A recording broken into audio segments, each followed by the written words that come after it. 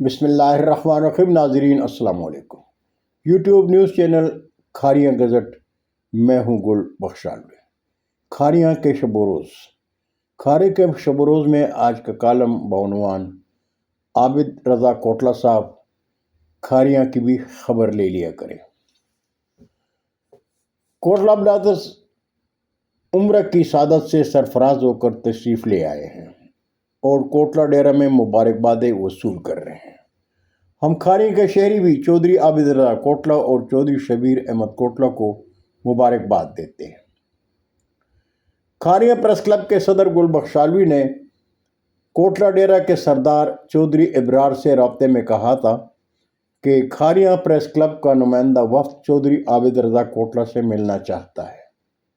کھاریاں میں مسلم لیگ کے بڑوں سے بھی گزارش کی تھی۔ ممکن ہے مصروفیات زیادہ ہوں، اس لیے کہ آج کل مسلم لیگ نون تخت اسلام آباد پر پاؤں جمانے میں ایڑی چوٹی کا زور لگائے ہوئے ہے۔ جناب چودھری عابد رضا کوٹلہ صاحب، کھاریاں پریس کلب کا نمائندہ وفد آپ کو کھاریاں شہر کے وجود پر لگے زخم دکھانا چاہتا ہے۔ آپ کھاریاں کے قومی حلقہ انتخاب کے سالار ہیں۔ ایک اخباری خبر کے مطابق آپ نے کہا ہے کہ تپلا تا ڈوگا سڑک کی تعمیر کا کام اگلے 2 ماہ میں شروع ہو جائے گا۔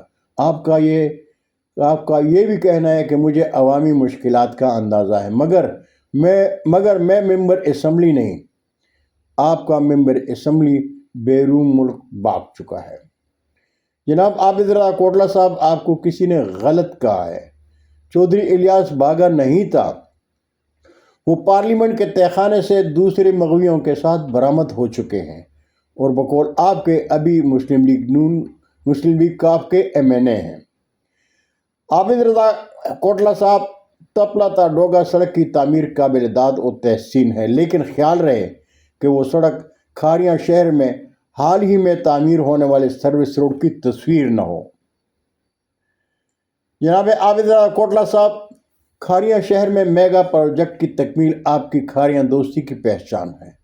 اصغر علی گرلز کالج میں نئے بلاک اور GT روڈ کے ساتھ چلڈرن پلاٹ ہم شہری نظر انداز نہیں کر سکتے، لیکن آج کھاریاں شہر میں 2 بڑے مسائل ہیں: سروس روڈ کی ناقص تعمیر اور اصغر علی گرلز کالج کی آبادی کی جانب سے گندگی سے لبریز نالے، جن کی وجہ سے کالج کے اندر کی اراضی دلدل بن چکی ہے۔